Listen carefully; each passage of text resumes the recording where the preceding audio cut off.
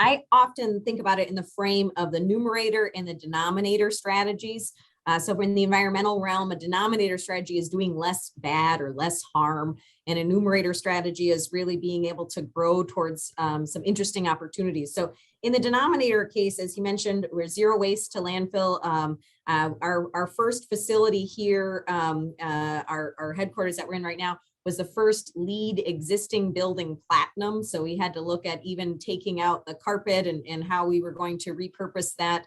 There was a lot of work from that perspective. But some of the exciting things that we're doing on the numerator side is I think it's an exciting time to be in plastics. People often think of plastics and they have a negative connotation for the environment. They're in the ocean, there are other things. But I really think about the materiality. I mean, plastics are not intended for single-use products. They shouldn't be used for something that you're only going to use once, because plastics as a material is around for a long time. And so when you use it for the right materiality, like we have for our trash cans or our recycle containers, they last, their warranty is 10 years. Plus they're typically out there for even longer, going through lots of heat cold cycles and working through the collection.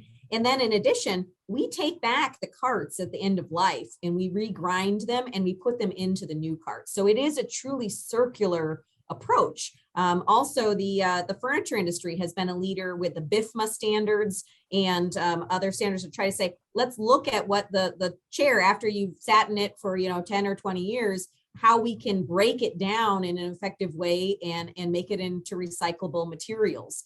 We've been recently working with Waste Management on the EcoCart, which we're pretty proud of, because it actually takes bulky rigids out of the recycle stream, which unfortunately, even though they had been recycled for a while, a lot of times they had been sent to China or other places. And as China said, we're not taking any more of these recycled contents. Some of them are even getting landfilled. And so we looked at that stream and said, how can we use more of that stream in our plastics? And so we're able to use a higher percentage. We're actually working with colorants to be able to even increase that percentage, which is pretty exciting.